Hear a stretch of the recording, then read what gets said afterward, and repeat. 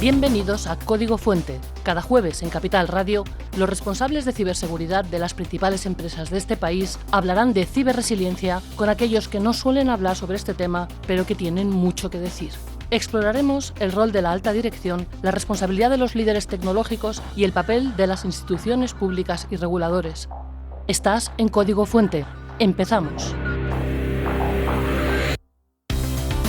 Muy buenas noches, soy Samira Briwech, editora de Ciberlideria Magazine, y esta noche tengo la suerte de contar con Enrique Ávila, director del Centro de Análisis y Prospectiva de la Guardia Civil, que viene a disfrutar de un ratito con nosotros aquí en Código Fuente. Buenas noches, Enrique, y muchas gracias por estar aquí esta noche. Pues buenas noches y muchas gracias por la invitación que me habéis cursado y vamos a disfrutar seguro. Sí, vamos a pasar un ratito maravilloso. En primer lugar, me gustaría mucho preguntarte en qué consiste tu trabajo, Enrique. Concretamente, ¿cuál es tu posición en la Guardia Civil? Y también, si no te importa, contarnos qué es lo que más te gusta de tu trabajo. Pues mira, es una posición extraña porque es algo que se está introduciendo y que sin embargo la Guardia Civil, en un ejercicio de innovación hace ya 25 años, creó un centro de prospectiva, un centro de análisis y prospectiva, que es el que yo dirijo dentro de la Guardia Civil. Este centro, que como digo, celebra además su 25 aniversario este año, pues básicamente es el sueño de cualquier adolescente aficionado a la ciencia ficción, porque ¿a qué nos dedicamos? Bueno, pues nos dedicamos a analizar el entorno, a intentar previsualizar lo que serían amenazas emergentes en materia de seguridad e intentar anticiparnos a las mismas. Por lo tanto, es un ejercicio un poquito como de ciencia ficción, ¿no? Lo que generamos son escenarios posibles, plausibles o probables, y dentro de eso pues proponemos la adopción de determinadas medidas y de determinados quizá políticas públicas pueden convertirse siempre en materia relacionada con la seguridad pública desde una institución como es la Guardia Civil, que fue creada precisamente pues para proteger los caminos, y ahora pues parte de los caminos se desarrollan en un sitio que denominamos el ciberespacio, ¿no? Y ese tránsito de mercancías, personas, pues también tiene que ser protegido desde la seguridad pública por parte de la Guardia Civil. ¿Qué es lo que más me gusta de mi trabajo? La creatividad. Es siempre el poder ser creativos, el poder estar analizando ese entorno, el poder ser espectador y al mismo tiempo actor de esos avances, esa tecnología que se está desarrollando y que precisamente pues nos permite intentar manejar la complejidad, que básicamente creo que ahora mismo todas las instituciones, todas las formas políticas lo que intentan es manejar la complejidad. Hemos generado capas de complejidad y nuestras sociedades se han estructurado en base a esas capas de complejidad que son cada vez más difíciles de manejar y gracias a la tecnología, gracias a la anticipación. Pero ponnos un ejemplo, Enrique, porque hay mucha gente que no va a entender, porque es muy complejo y muy sofisticado lo que hacéis. ¿Puedes hacer como una foto para que nuestros oyentes visualicen? Relacionado, por ejemplo, con la ciberseguridad, pues la propia Unión Europea hace 10 años, cuando se empezaba a hablar de algo que se llamaba ciberseguridad, antes, yo que llevo ya 35 años en este negocio, era la seguridad informática y todas estas historias, ¿no? Pues se dio cuenta que en un momento dado se iban a empezar a generar de forma masiva pues ilícitos penales en algunos casos en las redes, y que necesitaba desarrollar lo que serían capacidades investigadoras por parte de nuevas cohortes de agentes en este nuevo escenario que era el del ciberespacio. Entonces, bueno, pues en un ejercicio prospectivo que se hizo a nivel de toda la Unión Europea, pero en el que hubo participación de fuerzas y cuerpos de seguridad del Estado, pues se consideró que había que empezar a hacer alguna política pública, alguna acción formativa especializada para empezar a formar nuevas cohortes de agentes que no supiesen ya solamente investigar pues un escenario de crimen clásico, sino un escenario de cibercrimen. Y así empezamos ya hace 10 años pues a formar cohortes especializadas de agentes que son capaces de investigar escenarios de cibercrimen. Tal es así, bueno, pues que la Guardia Civil, por ejemplo, en estos últimos 10 años pues ha formado a más de 250 150 agentes, que son muchos, con capacidades para hacer investigación en escenarios forenses, en escenarios de cibercrimen, que son muy complejos y cada día lo son más. Más sofisticados y más complicados. Muy bien, suena súper interesante y muy estimulante tu trabajo. Yo creo que a lo largo de tu carrera profesional te habrás enfrentado pues a muchos retos importantes. ¿Recuerdas alguno especialmente desafiante y que puedas contarnos cómo lo superaste? Puedo contar cómo lo superé. Sí. Recuerdo muchos retos desafiantes. Yo he estado prestando servicio, por ejemplo, en el Ministerio del Interior o en el Tribunal Constitucional y después en la Guardia Civil. En las tres instituciones, las tres organizaciones, básicamente por temas de seguridad pública, de seguridad nacional, pues podría contar 1000 casos desafiantes, pero estarían clasificados.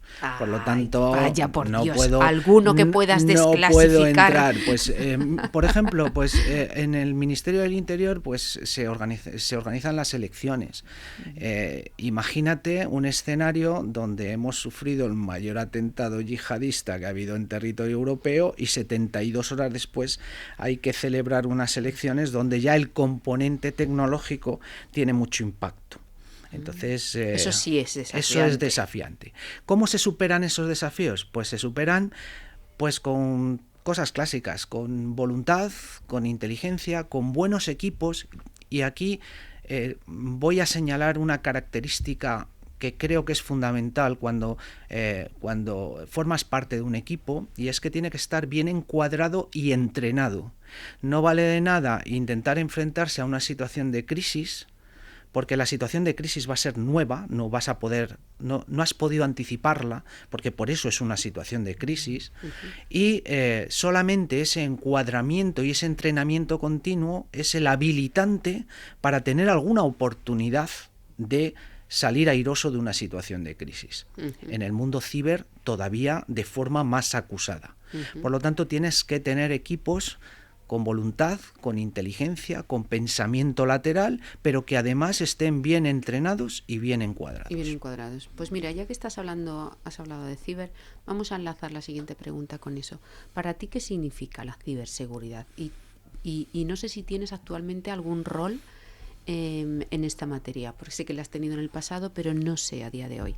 Sí, durante 5 años he sido lo que denominaríamos el CISO de la Guardia Civil. Entonces, bueno, pues he tenido ese rol. Hace ya 4 años que pasé a dirigir el Centro de Análisis y Prospectiva, pero todavía tengo un rol lateral en el Centro Nacional de Excelencia en Ciberseguridad, que antes contaba. Es un centro que solamente forma a personal de fuerzas y cuerpos en materia de investigación de incidentes ciber, y bueno, pues ese rol colateral universitario académico es el que en un momento dado, bueno, pues me sigue conectando con ese mundo ciber, además de formaciones especializadas que a través de la propia Guardia Civil, por convenios internacionales, se realizan a cohortes de estudiantado pues de países latinoamericanos, siempre conectados con fuerzas y cuerpos, siempre conectados con el mundo de la defensa. Entonces, bueno, pues sigo en la brecha, ¿no? de la parte ciber, aunque no en primera línea. ¿Qué es para mí la ciberseguridad? Pues algo que ha cambiado mucho. Cuando yo empecé, esto era una cosa de proteger servidores, básicamente web, ¿no? Porque te llegaba alguien y te hacía una pifia y te cambiaba una página web, ¿no?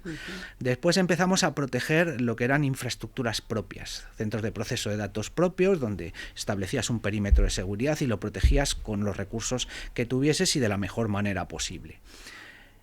Pero es que ese perímetro un día se rompió.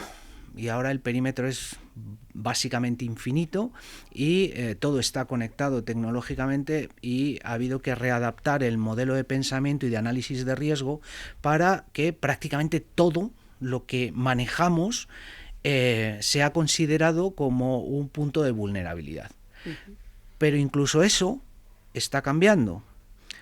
Llevamos anticipándolo desde hace años ya. Aún al expresar esa idea he introducido el factor humano, es decir, todavía somos parte de ese problema, somos un vector de ataque claro, quizá el vector de ataque más claro que existe. El 70 al 80% de los incidentes de ciberseguridad tienen algún factor humano intermediador del incidente de ciberseguridad, pero es que ahora hemos dado, no ahora, hace 5 o 10 años ya dimos un paso, y es que ahora tenemos algorítmica avanzada que toma decisiones por nosotros de manera automatizada. Y eso cambia completamente el panorama. Y cambia completamente el panorama porque ya suponemos que sabemos más o menos ciberproteger un perímetro, el que sea, abierto, cerrado, un centro de proceso de datos, una infraestructura crítica, industrial, etcétera, etcétera. Pero ahora estamos teniendo que aprender a proteger esa algorítmica avanzada pues, de una explotación de un sesgo, con fines delictivos o con fines de ganar algún tipo de ventaja económica. Estamos conectados con temas tan importantes como son la inteligencia económica, la inteligencia competitiva. Al final estamos compitiendo en un campo de juego donde la regulación tiene dificultades para aplicarse. Entonces, bueno, pues el perímetro se ha abierto a cosas que no son exclusivamente tecnológicas, sino que también incorporan, bueno, pues otros aspectos de lo que antes era un perímetro clásico y termina incorporado en el perímetro de ciberseguridad. Te voy a hacer una pregunta que no sé si se me ha venido ahora a la cabeza. Dices, bueno, nosotros cada vez estamos más preparados también, ¿no? En España somos más conscientes de lo importante que es protegernos, lo que hablas de los perímetros, de esa, pues que estamos mejor formados, más preparados. Pero Enrique, ¿por qué España es uno de los países más atacados del mundo? Bueno, a mí me gustaría ver las métricas, quizá porque tenemos más sensores. Entonces lo que hacemos es que tenemos más visión sobre lo que nos pasa. Hay países que obviamente no tienen visión sobre lo que les está pasando, porque no tienen una sensorización como la que podamos tener nosotros. Esa es una buena reflexión. Muy buena. Es darle la vuelta quizá al argumento, ¿no? ¿Somos más atacados? Hombre, pues ¿tenemos algo que nos haga especiales para ser ciberatacados? Hombre, pues no sé, no se me ocurre.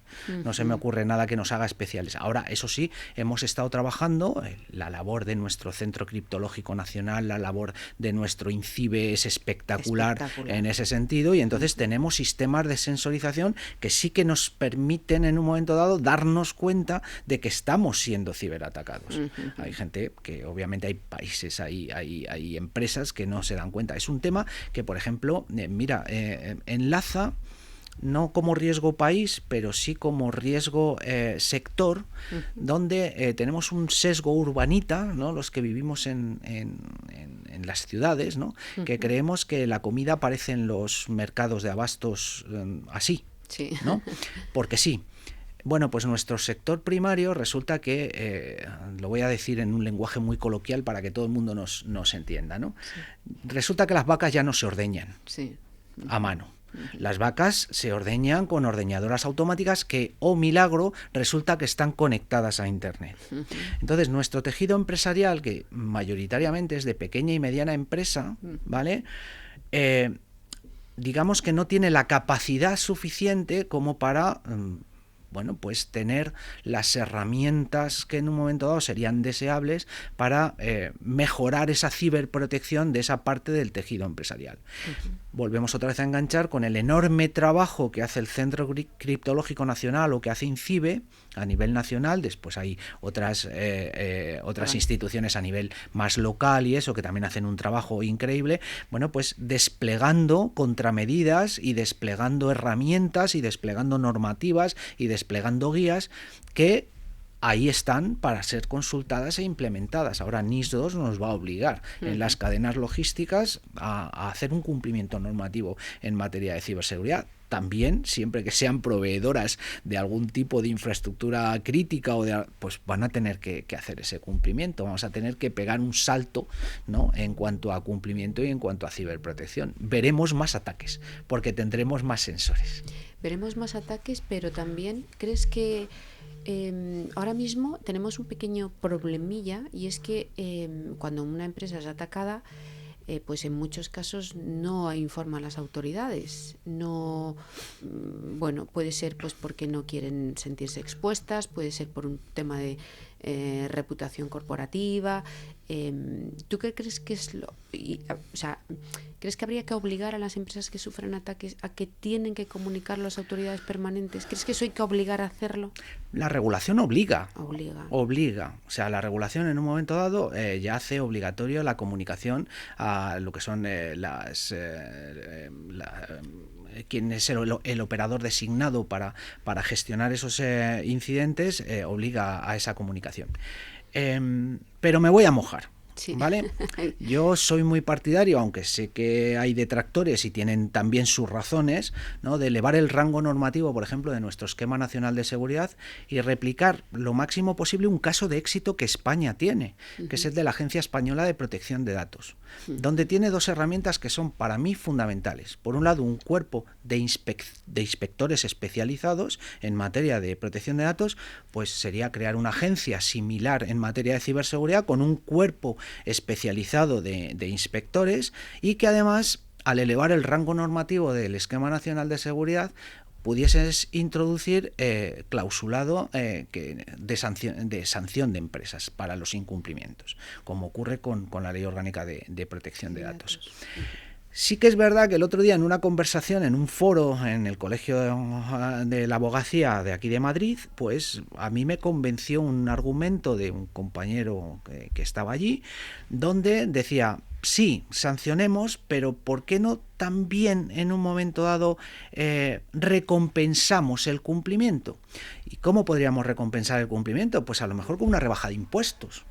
Pues llegas y dices: oye, si tú presentas un certificado de cumplimiento de esquema nacional de seguridad y tal y cual, que te ha costado una inversión, que te ha costado un tiempo, etcétera, etcétera, bueno, pues yo creo como país que eso redunda en un beneficio social claro para todo el mundo. Bueno, pues yo te voy a recompensar pues rebajándote los impuestos. Pues una idea buenísima. Pues yo creo que es una idea buena, y sí, por eso a mí me ha convencido la idea de la recompensa. Y bueno, pues la recompensa puede venir de muchas formas por parte del Estado al tejido empresarial. Es que muy interesante. Volviendo a la parte de tu trabajo dentro del Centro de Análisis y Prospectiva, la Guardia Civil, ¿solo hay cuerpos, o sea, solo hay trabajadores que pertenecen a la Fuerza de Seguridad del Estado? Porque tú, por ejemplo, no eres civil, no eres... Nosotros ahora mismo somos una unidad civil. Somos una unidad civil que yo creo que con buen juicio por parte de la Guardia Civil, digamos que la institución se caracteriza por unos valores y por un modelo de pensamiento muy monolítico, que es muy bueno para muchas cosas, pero también necesita una visión exterior de lo que es la propia institución. Entonces, nosotros conformamos una unidad civil. Yo soy TIC de la administración, por ejemplo, entonces mis compañeros son también funcionarios civiles, y hemos tenido dentro de la unidad personal de Guardia Civil, hemos tenido guardias, hemos tenido oficiales. De hecho, el centro ha sido dirigido por coroneles, incluso por generales en reserva en épocas pretéritas, pero yo creo que es bueno tener esa otra visión que además nos permite conectar de otra forma con la sociedad civil. Claro. Donde nuestra sociedad civil, bueno, pues ve un uniforme y bueno, pues entran en juego una serie de cuestiones de relación, respeto, etcétera, etcétera, que además, bueno, pues muchas veces tampoco la interacción con un agente de la autoridad puede ser igual que con alguien que no es agente de la autoridad. Entonces yo creo que es positivo, y creo que la Guardia Civil lo ha normalizado perfectamente, nos trata estupendamente bien, y bueno, pues intentamos devolver a la Guardia Civil lo que ellos nos dan. Qué interesante. Y a mí me gustaría que nos hablaras de Cassandra. Uy, Cassandra, porque yo sabes que soy muy fan tuya, que me leo todo lo que escribes absolutamente, y muchas veces pues hablas de Cassandra y nos enseñas a Cassandra en redes sociales. ¿Por qué no nos cuentas por qué habéis creado Cassandra y qué hace Cassandra? Bueno, uno de los mandatos que tiene la Guardia Civil es la de externalizar conocimiento, generar lo que es conocimiento entre la sociedad civil, no solamente de lo que hace, sino de crear una cultura de seguridad en líneas generales. Entonces, dentro de nuestras competencias, una de ellas es la de participar activamente en la creación de esa cultura de la seguridad. Mira, una sociedad es tanto más resiliente cuanto más cultura de la seguridad tiene. Si nosotros fomentamos esa cultura de la seguridad, esa cultura mediante la cual la ciudadanía es capaz de visualizar esas amenazas, esos riesgos emergentes de una forma óptima, es decir, no a través de, lo comentaba antes, me vas a permitir la broma, ¿no?, del ataque cuñaidista, es decir, de una opinión no informada sobre los asuntos relacionados con la seguridad. Configuraremos una sociedad mucho más resiliente. Entonces, dentro de nuestra Estrategia Nacional de Seguridad se asigna, entre otras instituciones, a las fuerzas y cuerpos de seguridad, la generación de esa cultura de seguridad. Cassandra es un modelo que intenta dirigirse a un público habituado a adquirir todo su conocimiento en un vídeo de 1 minuto. Entonces intentamos adaptar el canal a las nuevas cohortes de una forma seria, es decir, no de una forma coloquial, sino intentamos transferir conocimiento serio en temas relacionados con la prospectiva, la inteligencia, la seguridad, la ciberseguridad, pero utilizando un formato, entendemos que agradable, sobre todo para gente que está habituada pues a ir pasando por un scroll y como mucho prestar una atención de 1 minuto a un concepto.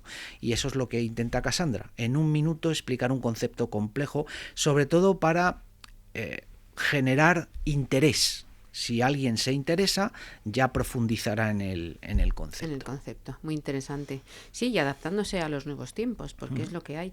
Te voy a hacer la última pregunta, Enrique, porque tú tienes una vida estresante, tienes un trabajo muy exigente y con muchos desafíos. ¿Qué haces para relajarte? ¿Cuáles son tus hobbies o qué cosas haces para decir, me voy a dar un break?